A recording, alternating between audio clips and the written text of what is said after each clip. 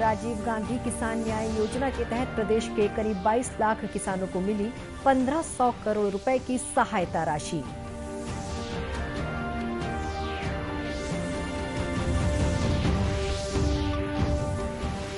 प्रदेश में अब रेल और हवाई मार्ग से आने वाले यात्रियों के लिए 96 घंटे के भीतर की RT-PCR नेगेटिव रिपोर्ट मान्य होगी।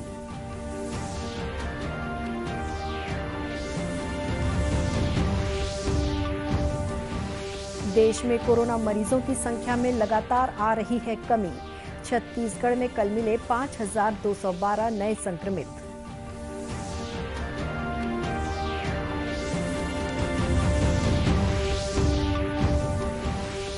और प्रदेश में कोरोना जागरूकता के लिए किए जा रहे हैं हर संभव प्रयास। भिलाई में मितानी ने घर घर जाकर लोगों को दे रही हैं जानकारी।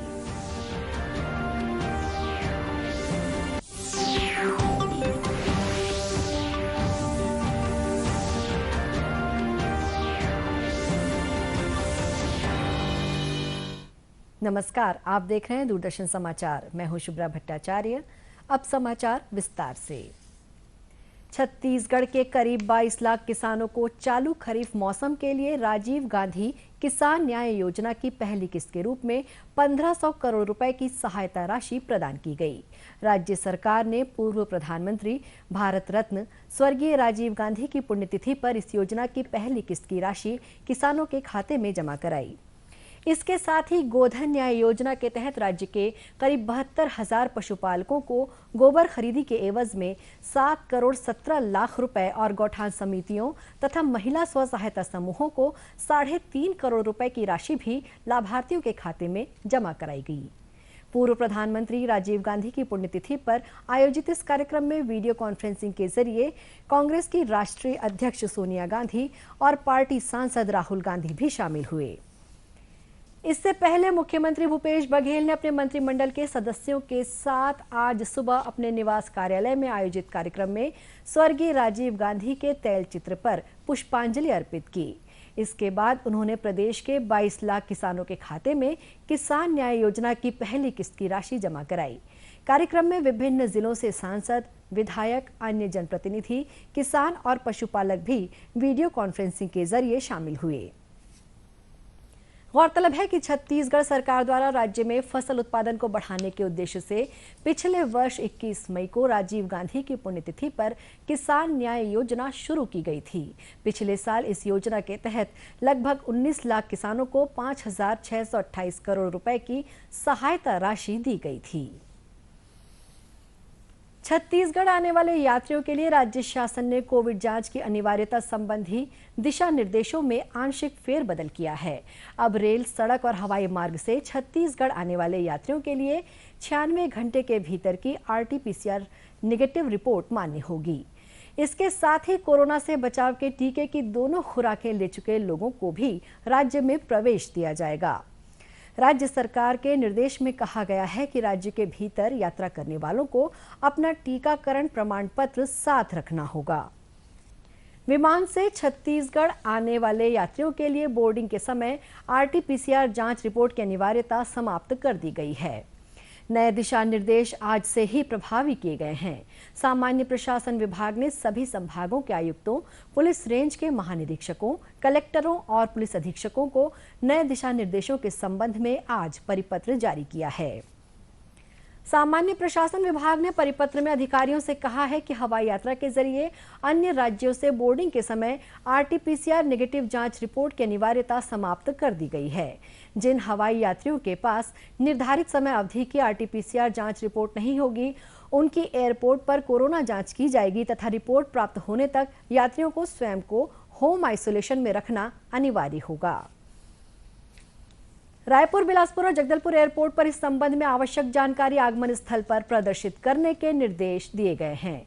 परिपत्र में कहा गया है कि रेल मार्ग एवं सड़क मार्ग से आने वाले जिन यात्रियों के पास 96 घंटे के भीतर की RT-PCR जांच की नेगेटिव रिपोर्ट होगी या कोविड वैक्सीन के दोनों डोज लगे होने का प्रमाण पत्र होगा, उन्हें भी राज्य के भीतर रेलवे स्टेशन तथा बॉर्डर चेकपोस्ट से आगामी यात्रा की अनुमति होगी। केंद्र सरकार ने छत्तीसगढ़ में इस्पात उद्योग को ऑक्सीजन के उपयोग की अनुमति दे दी है। इस संबंध में राज्य सरकार ने केंद्र को हाल ही में एक प्रस्ताव भेजा था। मुख्यमंत्री भूपेश बघेल ने केंद्रीय वाणिज्य और उद्योग मंत्री पीयूष गोयल को प्रस्ताव भेजा था। मुख्यमंत्री से हुई चर्चा के दौरान प्रधानमंत्री नरेंद्र मोदी ने इस आग्रह पर सकारात्मक रूप से विचार करने का भरोसा दिलाया था। मुख्यमंत्री ने इसके लिए प्रधानमंत्री तथा केंद्रीय मंत्री पीयूष गोयल के प्रति आभार व्यक्त किया है। गौरतलब है कि गृह मंत्रालय द्वारा चिकित्सा और रक्षा उत्पादन से जुड़े उद्योगों को मेडिकल ऑक्सीजन के उपयोग की अनुमति पिछले महीने ही दी जा चुकी है। अब इस्पात उद्योगों को ऑक्सीजन के उपयोग की अनुमति दी गई है। इसी कड़ी में इंडियन स्टील एसोसिएशन ने ऑक्सीजन की आवश्यकता के संबंध में प्रस्ताव भेजा था, जिस पर केंद्र ने उद्योगों को हर दिन 17 मीट्रिक टन ऑक्सीजन उपलब्ध कराने की अनुमति दी है। मुख्यमंत्री ने इस संबंध में प्रधानमंत्री नरेंद्र मोदी से 16 मई को दूरभाष पर चर्चा की थी। इसी विषय पर प्रधानमंत्री ने मुख्यमंत्रियों के साथ हुई वीडियो कॉन्फ्रेंसिंग के दौरान जल्द फैसला लिए जाने का भरोसा दिलाया था। इसी के आधार पर देश में कोरोना की स्थिति में सुधार होने और ऑक्सीजन की पर्याप्त उपलब्धता को देखते हुए इस्पात उद्योगों को 20% ऑक्सीजन के उपयोग की अनुमति दी गई है। देश में कोरोना मरीजों की संख्या और संक्रमण में लगातार कमी आ रही है। पिछले 24 घंटों के दौरान देश भर में 3.5 लाख से ज्यादा मरीज स्वस्थ हुए हैं, जबकि करीब 2,60,000 नए मामले सामने आए हैं। इसके साथ ही देश में कोरोना से स्वस्थ होने की दर 87% से अधिक हो गई है। स्वास्थ्य मंत्रालय ने बताया है कि कल एक दिन में 4,200 से अधिक लोगों की मौत हुई। मंत्रालय ने यह भी बताया कि कल करीब 21 लाख लोगों की कोरोना जांच की गई।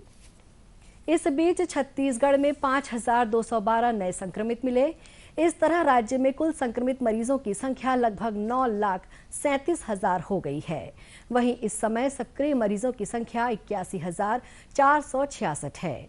कल प्रदेश में कोरोना से 113 लोगों की मौत हुई। कल एक ही दिन में 66,500 से ज्यादा लोगों की कोरोना जांच की गई। खबरों का सिलसिला आगे भी जारी रहेगा। फिलहाल वक्त है एक छोटे से ब्रेक का।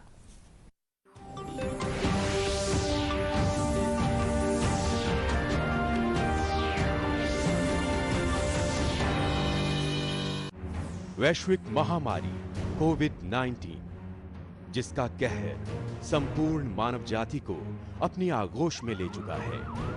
टीका या दवाई उपलब्ध होने तक महामारी के खिलाफ मानवता की जंग जारी है। अब जब अनलॉक 5 के तहत लगभग सारा देश खुल गया है, तब और भी आवश्यक है कि हम सतर्क रहें। ऐसे में सबसे जरूरी है समझदारी और बचाव।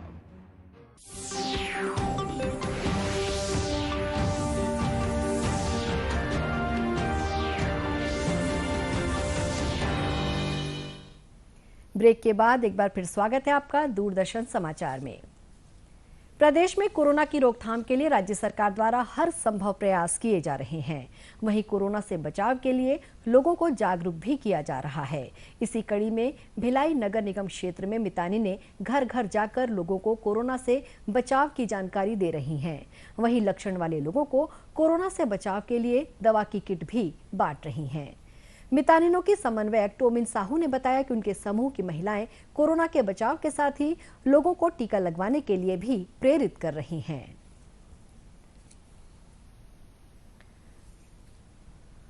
हर बुधवार और गुरुवार को इन लोग पारे में सर्वे कर रहे हैं और जो लक्षण वाले हैं उनको ढूंढकर उनको जो है जांच के लिए भेज रहे हैं।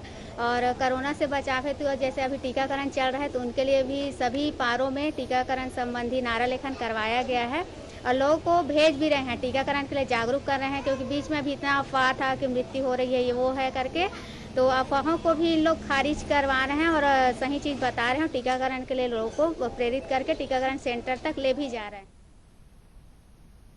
उधर धमतरी जिले के माकरदोना गांव में आंगनबाड़ी कार्यकर्ता ग्रामीणों को जागरूक कर रही हैं। ये महिलाएं दीवारों को नारा लिखकर आम लोगों को कोरोना से बचाव के लिए प्रेरित भी कर रही हैं। ग्राम माकरदोना से आंगनबाड़ी कार्यकर्ता हूँ। हम लोग, मैं आंगनबाड़ी कार्यकर्ता साइका मेरे साथ और मितानी और स्कूल के शिक्षिका लोग भी हैं जो हम लोगों के साथ जन जागरूक अभियान में निकले हुए हैं। हमारे ग्राम माकरदुना में। हम लोग यहाँ घर घर जाके ये सलाह दे रहे हैं, कोरोना टीका के बारे में बता रहे हैं और साफ सफाई के बारे में। यहाँ अभी तो 18 से 44 वालों को टीकाकरण होना है इन लोगों का, तो वही उसके बारे में बता रहे हैं।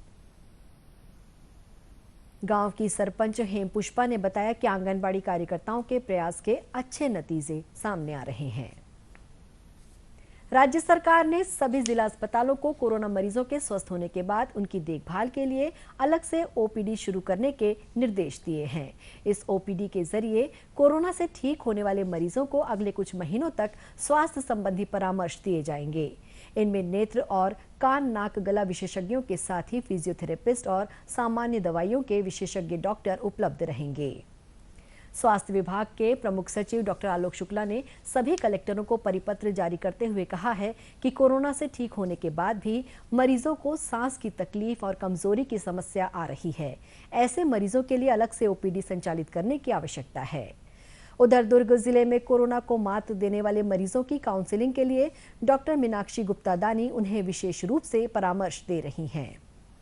उन्होंने बताया कि कोरोना से स्वस्थ होने के बाद भी तनाव, बेचैनी और निराशा होना आम बात है। ऐसे लोगों को लगातार उत्साहित करने की जरूरत है।